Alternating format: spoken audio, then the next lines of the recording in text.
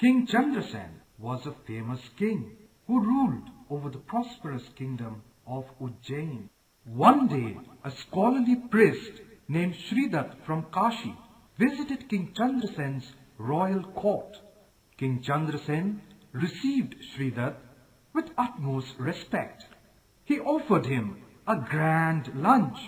After lunch, Shridat, King Chandrasen, gifted a precious necklace of gems and pearls to Shridat.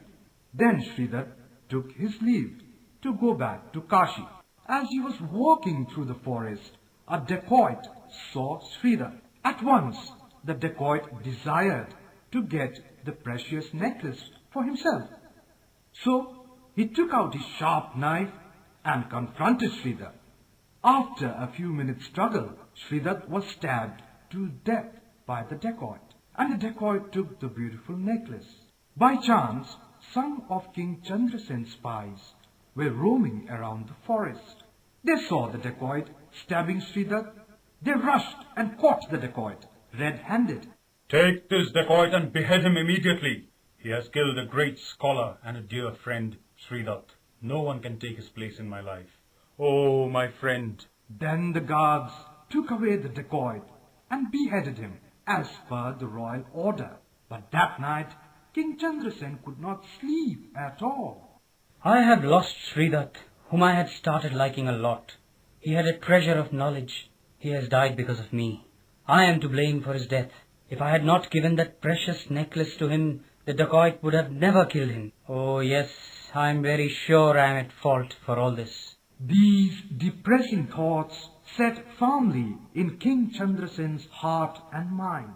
Soon he became so obsessed with them that he lost interest in everything. He kept blaming himself for Shridat's death and stopped eating, drinking or sleeping at proper times. All this took its toll and soon he fell very ill.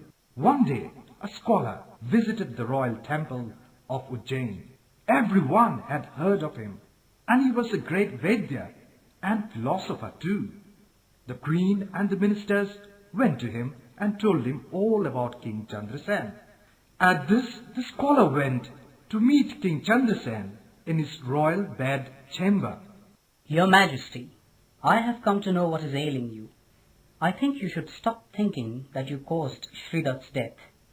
You are a Kshatriya, a warrior who had fought and killed many people in the battlefield, but you never regretted their death, did you? Will you feel better if I use my powers to bring Shridat to life? "Holy sir, can you put life back into the dacoit too? I'd be highly obliged if you do so." No, son, I cannot do so. I have only the limited source of power, so I can bring back to life only one of them. If that is the case, it would be better if Shridat is not brought back to life. Now tell me, O just Vikram, wasn't King Chandrasen behaving a bit odd? Why did he refuse for Shridat's revival to life? He could have felt better if Shridat was alive due to the scholar's powers. And why did King Chandrasen ask the dacoit to be brought back to life? Answer me, King Vikram, but remember, I know it well that you know the right answer to my questions. If you'll give the right answers to my questions, I will fly back to my banyan tree. But if you will give me the wrong answer, even after knowing the correct one, your head will burst into 1,000 pieces. Vetal, I'll tell you the answers to your queries. King Chandrasen was not foolish. He was being a just king. If Shridat was alive once again, then the dacoit's death sentence would be unjust, for he was killed as a punishment for taking Shridat's life.